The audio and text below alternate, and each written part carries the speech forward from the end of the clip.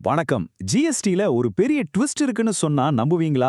பொதுவா நாம ஒரு பொருள் வாங்குனா அந்த பொருளை விக்கிறவர், அதாவது சப்ளையர் தான் அரசாங்கத்துக்கு டாக்ஸ் கட்டுவார். இதுதான் நமக்கு தெரிஞ்ச விஷயம்.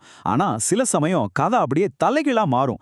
அந்த பிளாட் ட்விஸ்ட் பத்தி தான் இன்னைக்கு நம்ம விளக்கமா பார்க்க போறோம். வாங்க ஆரம்பிக்கலாம்.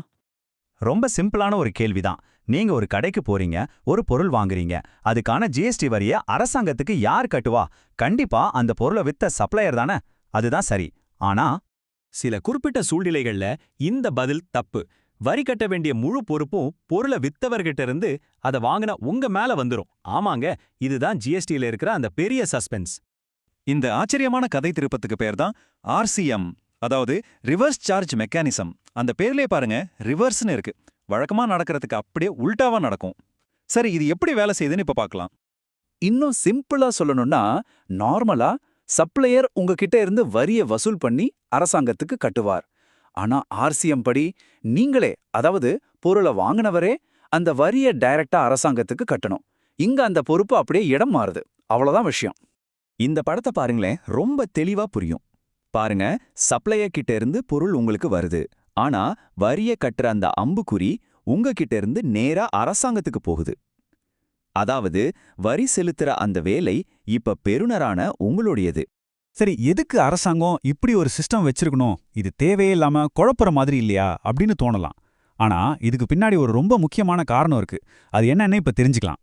முக்கியமா பாத்தீங்கன்னா, ஜிஎஸ்டில பதிவு செய்யாத சின்ன சின்ன வியாபாரிகள் நிறைய பேர் இருக்காங்க.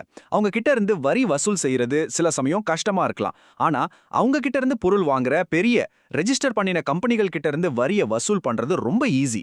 அதனாலதான் இந்த ஆர்சிஎம் மூலமா அரசாங்கம் வரி ஏய்ப்பை தடுத்து வரி வசூல ரொம்ப சுலபமா உறுதி செய்யுது.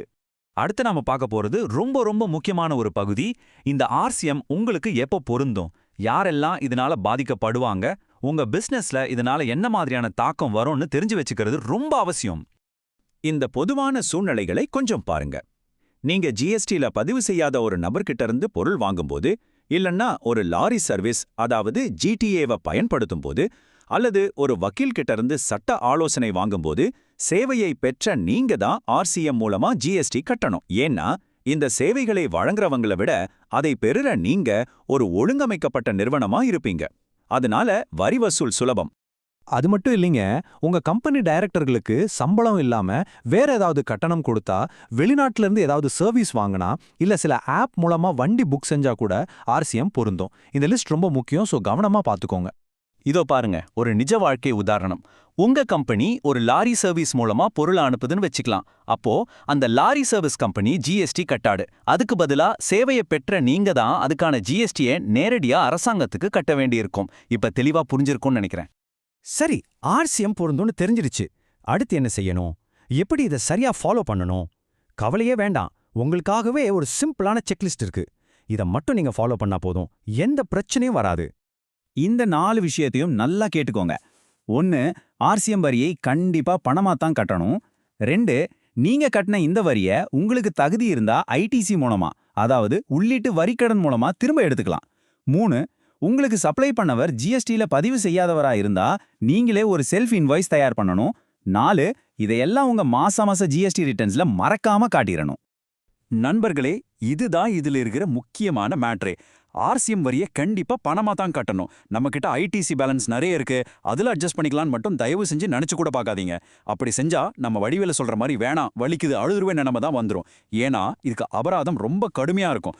சோ இந்த ஒரு விஷயத்துல மட்டும் ரிஸ்கே எடுக்காதீங்க. ஓகே, இவ்ளோ நேரம் நாம பார்த்ததோட மொத்த சாராம்சத்தையும் இப்போ ஒரே பார்வையில சுருக்கமா புரிஞ்சுக்கலாம். ஆர்சிஎம்னா ஒண்ணுமே இல்ல, அது வெறும் ஒரு பொறுப்பு மாற்றம். சப்ளையரோட பொறுப்பு வாங்குற உங்களுக்கு மாறுது, அவ்வளவுதான். இந்த அட்டவணையை பாருங்க, வித்தியாசம் பளிச்சுன்னு புரியும். சாதாரண முறையில சப்ளையர் உங்ககிட்ட இருந்து வரிய வசூல் செஞ்சு கட்டுறாரு. ஆனா ரிவர்ஸ் சார்ஜ் முறையில பொருளை வாங்கின நீங்களே நேரடியா வரிய கட்டுறீங்க. இதுதான் அடிப்படையான வித்தியாசம். ஒரு பிசினஸ் பண்றவரா நீங்க யார்கிட்ட இருந்து என்ன பொருள் அல்லது சேவை வாங்குறீங்கங்கிறதுல ரொம்ப கவனமா இருக்கணும்.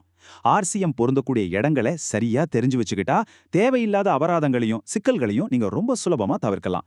இந்த அறிவு தான் உங்க உண்மையான பாதுகாப்பு கவசம். கடைசியா ஒரு கேள்வி. தொழில்நுட்பம் இப்படி வளர்ந்துகிட்டே போறதால எதிர்காலத்துல நாம வாங்குற ஒவ்வொரு பொருளுக்கும் நாமே நேரடியா அரசாங்கத்துக்கு வரி கட்டுற மாதிரி ஒரு சிஸ்டம் வருமா? ஒருவேளை அப்படி வந்தா அது நம்ம வரிமுறையை எப்படியெல்லாம் மாத்தும்? இத பத்தி நீங்க என்ன நினைக்கிறீங்க? கொஞ்சம் யோசிச்சு பாருங்களேன்.